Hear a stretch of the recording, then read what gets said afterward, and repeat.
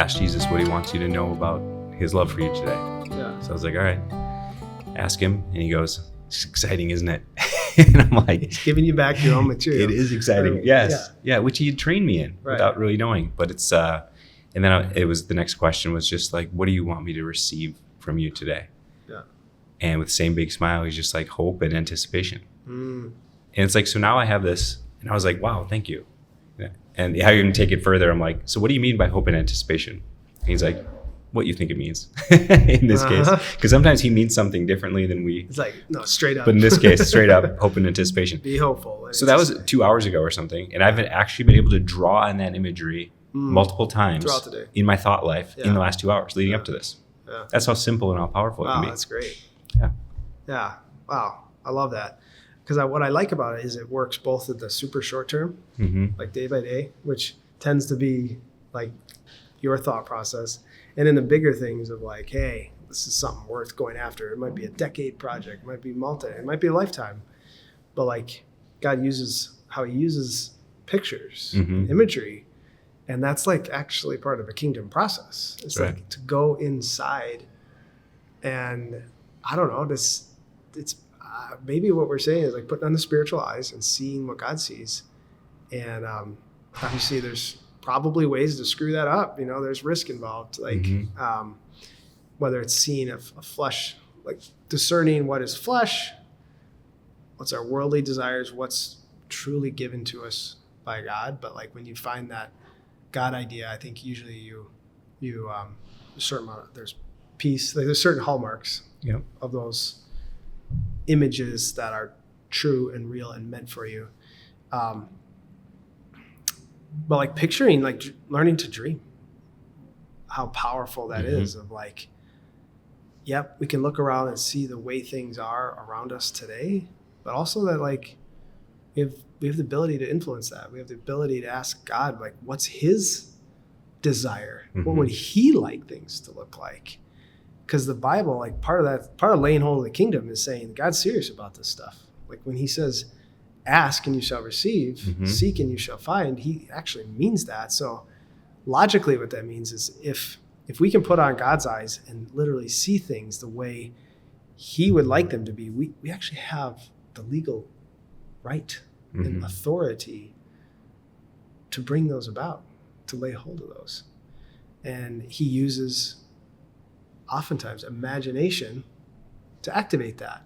Even entrepreneurship, kind of coming back to it's like, really you're just saying, I think things could be better. I don't know. Like we talked about the education system. It was like, oh, I see how that worked. It doesn't need to work that way. It doesn't need to work that way. It could work so much better. What would it need to do? Well, it would probably need this, and this. And kind of like, I don't know, recognizing that seems so like, I don't know, practical or like secular or something like that. It's like, oh, that's not spiritual. Like, well, says who? Like, why would, you know, the longer I've had, I was like, no, actually that makes sense.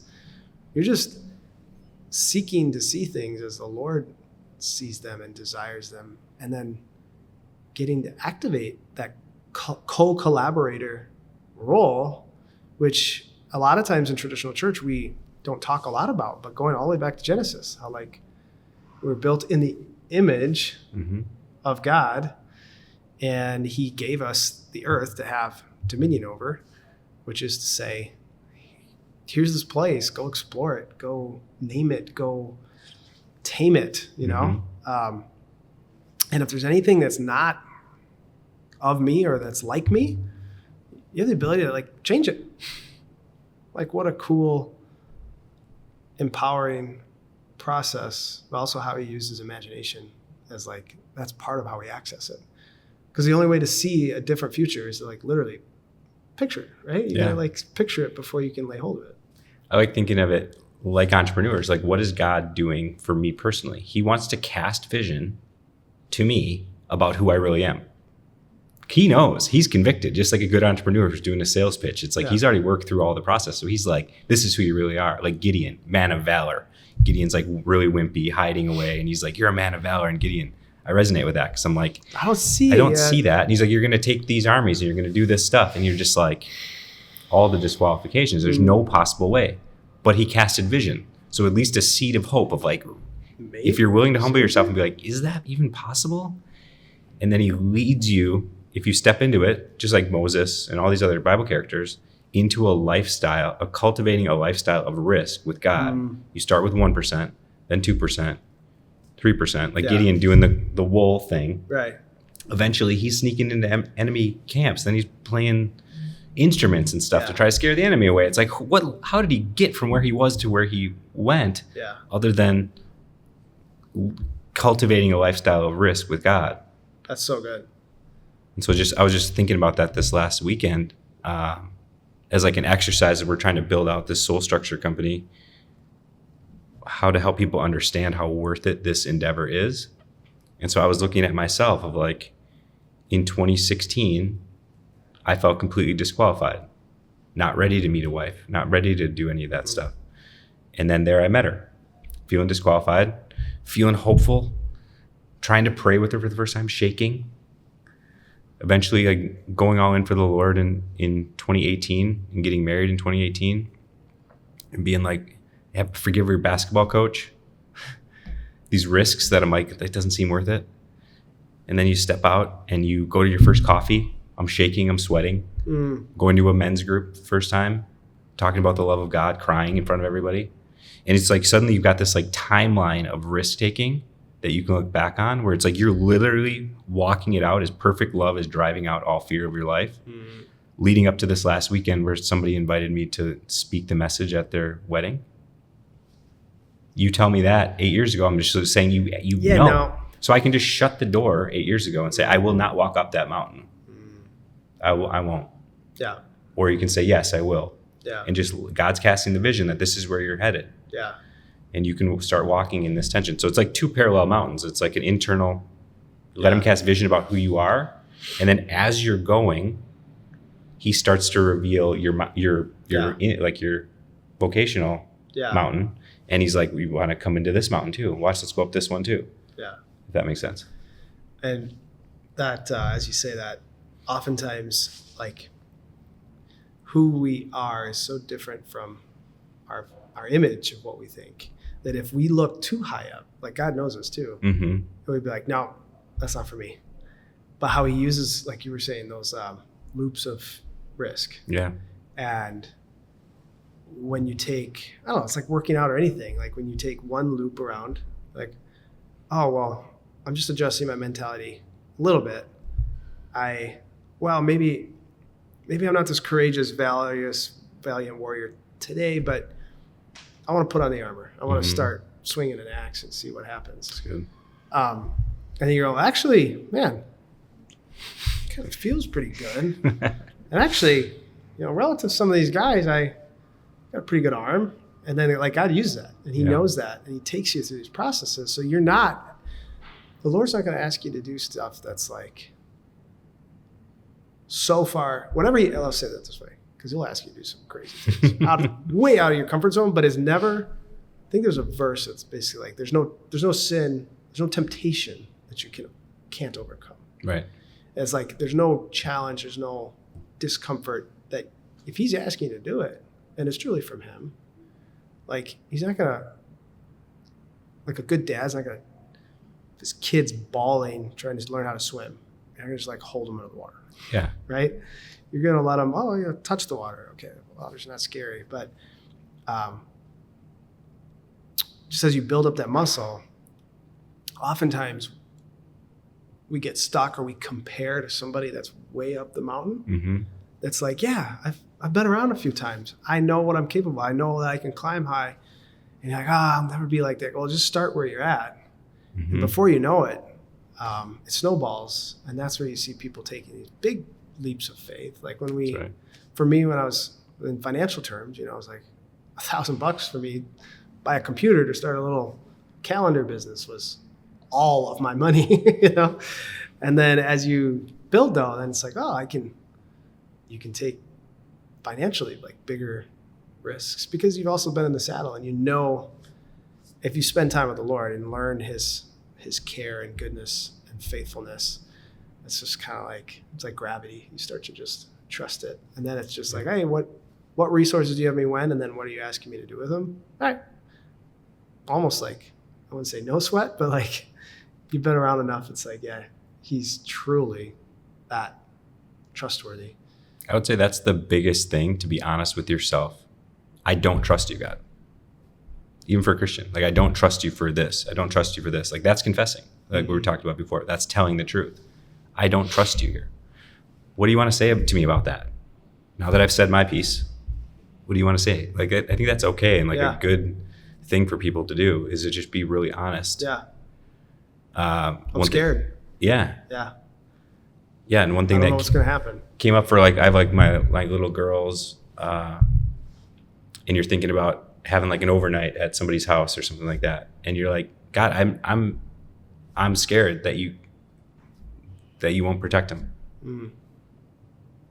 That's like a real life fear in this last like week. Cause it's like, I'm scared of that. What do you want to tell me about that? Because if I live in my own fear of that, I'm just going to protect them and I'm going to block them from different experiences and things because of my own fear or my own past or like whatever else. It's like, so that's just a great thing. I'm working on it myself too. Mm.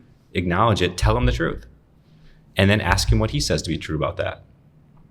And you like his trustworthiness, like you mentioned, increases over time. So just meet him. He'll meet you where you're at. And you'll grow in trust with him. Once you trust him more and more and you have these chances and you've given him reps and you've seen him work in daily life, you trust his leadership. So a lot of us trust his leadership in some parts of our life, but not in others. Yeah. So it's just acknowledging that, telling him the truth and saying, hey, I want to trust you more with my kids, with my job, with my conversations, with my relationships. What's first? What do you say on that one? I'm curious. Which part? The kids staying over. That's a big deal. You got daughters, right? Yeah. And, when they're just out of your direct view, you want to make sure they're taken care of. What did he have a specific word for that? It's basically just, so far, it's just been like, I can handle it. Mick can handle it? He can handle it. Oh, God can handle it. Can he hold them? Well, because I'm out there trying to like give a message at a wedding. I'm doing what I'm designed to do. I'm literally like living into my identity. This is amazing. So can you hold the kids while I'm gone? Yeah. Just have to stay over with somebody. It shouldn't be that big a deal. But it's like, everyone has different fears. Yeah. And he's like, I can handle it. And I have to sit there and just settle into that trust. Mm. I have a big track record with God now, so it's easier for me to settle into it, but it doesn't make it easy. Yeah. It's still easier than it was. Yeah. And the enemy is real, and like you have to use discernment to like figure out who's going to look after them and do a good job. That's part of the practicing though, and the risk, like you're saying. Yeah. Like, real time. I mean, this is the last couple of days. We could stay in our holes and then we'd never accomplish anything. But just make some notes. I'm scared. I don't trust you in this area is an okay thing to say to God. Yeah. That's literally what Gideon was doing. I don't trust that I heard correctly. I don't trust that I could really do this. Prove it to me. We're not constantly asking God to prove it to us, but we're just telling him the truth and inviting him to tell us his truth. Yeah. And then once he tells it to us, it's up to us to actually be like, all right, God, I'm going to believe that you can hold my kids when I take the risks you invite me to take. That's me telling him the truth, what I think to be true, receiving what he says to be true, and just being like, okay. Yeah. And then walking in what he says to be true. Well, really, the flip side of facing fear and taking risk is courage. Mm-hmm. Acknowledging it takes real courage. Mm-hmm. And I don't know what takes more courage, the first act of risk that's relatively small, or the 10,000th time. Like, you tell me which one's greater. They're mostly the same. Courage, because it takes a lot to try and trust. One time leads to two, so on and so forth. Yeah. That's so practical, I think, to everyday daily life. And obviously, we're always looking at things through an entrepreneurial lens. But that's really, like, in the best of worlds, when you're building an organization on kingdom purpose, like, there'll be a never-ending series of of risk acts, Mhm. whether it's taking on capital for growth or hiring people to grow. And you can almost like plot it mathematically. The Mhm. left side of my brain's, you can almost plot it like at a growth rate is almost like what you're willing to risk to grow to get to be big enough, so to speak, for that next level of growth God has for you, which is all the series of risk steps, the courage it takes to step into the fullness of that.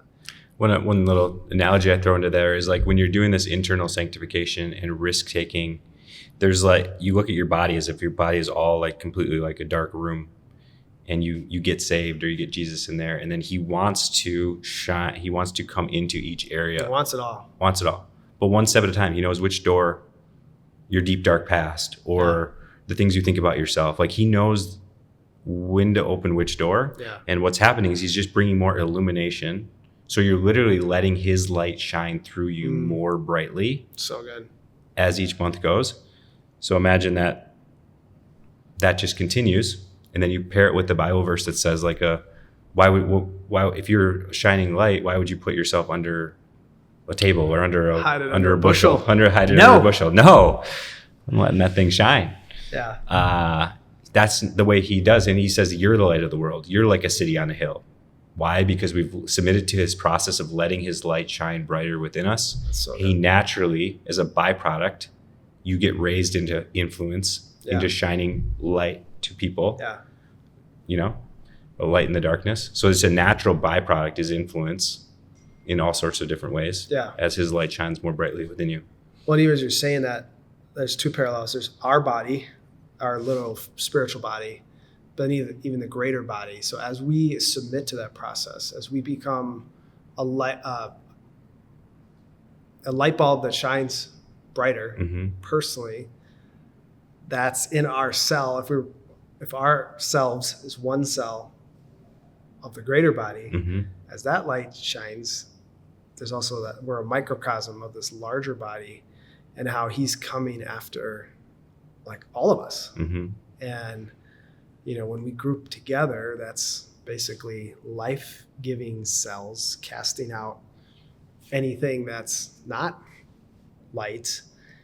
And it's the same process, I guess, internally as we grow individually, which allows us to contribute more collectively. And that's also how he reaches more and more people. Yep. And that we're all this sanctification process. Like it's not, you never arrive. Right. You're at different levels of purity, different levels of, really it's like revealing who you are instead of like becoming more than you are. Like I think of a mirror, like we're already set up to shine really bright. But like sin or anything that's not of God just smudges it. So if we can just like allow God to help us clean it together. That's good. Because it's like you don't need to be anything more than you are. You just need the fullness of it. That's really what holiness means. Like it's whole. There's nothing pulling away. And then that's where it's most powerful. It's funny you say that because I was actually going to bring that up. That's another word that the enemy has stolen is holiness. You bring up the concept of holiness in any conversation with somebody and every's like, oh, who's this guy think he is? Holier than thou. Yeah. That's how he tries to steal imagination. He tries to steal holiness. Yeah. You're gonna live holy. You're gonna be holy now. You're gonna go towards holiness. Like, who do you think you are? Get a grip. Yeah. That's the feeling that people get. That's how the enemy has sabotaged that word. But if you look in the Bible, God says, be holy because I'm holy. And you're like, if you take that for what it is, it's like, well, that doesn't seem possible. But you're saying it is possible. So what's my first step in becoming holy like you're holy, Lord? And that's like, you could just take that and that will lead you through sanctification. Yeah. Because you're just living more and more whole. Yes. He's fixing your broken heart. Yes. He's binding it up. Yes. He's the integration of all things. Yes. He wants to restore and help you become more holy. So you're in his righteousness and then it leads to holiness. Well, it's like the laws of physics. Really, sin is really about the laws of physics. If you follow these laws, it will lead to life. If you part from them, it will lead literally to death or injury or various things. So holiness is really just about practicing and not comparing. Well, my mirror shines brighter than yours. Like, no, the goal is for all the mirrors to shine the King of Kings. And so if you're playing that game, then it's like, yeah, you care about yourself and you care about others, but not from a comparison. And you're certainly not looking at it as a negative or a drawback. It's like seeking to be all that God created you to be. Yeah. Like who wouldn't want that? Yeah, some of the science, my wife is a gemologist, jeweler, and the science behind diamonds and things, and people have probably heard these types of analogies, but it's like, I'm going to literally reflect the light of God differently than you. That's it. Why would I want to shine it, be the same as you? Yeah. I'm different. Every single diamond is different, just like every snowflake is different. Yeah. Why would I want to be anything other than how God designed me to be? Yeah. Yeah, you think about it, like cutting all the edges, and it gets back to some of the purpose and like the fingerprintish, this concepts that we talk about. It's like the goal, using that analogy, the goal is to remove impurities. Yeah. Anything that would break the light from flowing the way it was designed to be. But to your point, like picturing every cut specifically cut for who you are. This is a Mick cut. Just like, what are they? Is it the Princess cut? Like, this is a Mick cut. This is a Nate cut. Like, and we're all meant to shine that light really brightly, honestly. And Jesus was serious when he said that. And the Lord's really been showing me recently how we attribute divinity to Jesus, which is good and right and true. But the things he did on earth was the things he did as in the human vessel, the human plane. Everything, he's basically saying, everything I did, you can do it more. It's like, what? What do you mean, Jesus? Vision caster.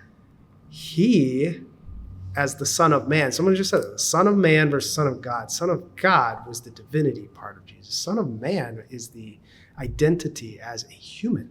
Amen. How God created all of us to operate. Jesus came to just show you it's possible. Watch me. I can do it. I hang out with my Father. I see through his eyes. I seek him. And then multiple times, all I do is I do what my Father showed me. Yep. And he's showing that, not like I'm God, I'm king over you. No, I'm your brother. I'm your sister. You were designed to operate this way. Let me show you the way. Let me show you the truth. Let me show you the life. Every day he's surrendering like his supernatural powers. Yeah. To live as a human, to show us the blueprint of how to live and how to think and how to process information. It's cool for bringing back the diamond analogies of the purest diamond you can get is actually called internally flawless. Yeah. Internally flawless. There you go. Which is like, there's Jesus. Oh, I love diamonds even better than a mirror because diamonds are inherently valuable. And like the way they reflect is so much more complex and beautiful. And the process that goes into creating a diamond is that's really good. Difficult. The pressure. The pressure. Yeah. So. Wow. Great analogy. We'll probably work on that for the book. I love that. But holiness, be holy because I am holy, God says. So it's like, be internally flawless because I'm internally flawless. Yeah. Okay, how do you do that? Well, it's impossible without you, but you exist. What's first? Forgive your basketball coach. Yeah. Okay, I'll do that. What's next? Yeah. Light and free. Yes. And one thing leads to the next. One area of improvement always makes the next one easier. No matter what you're dealing with, whatever we deal with, there's an answer.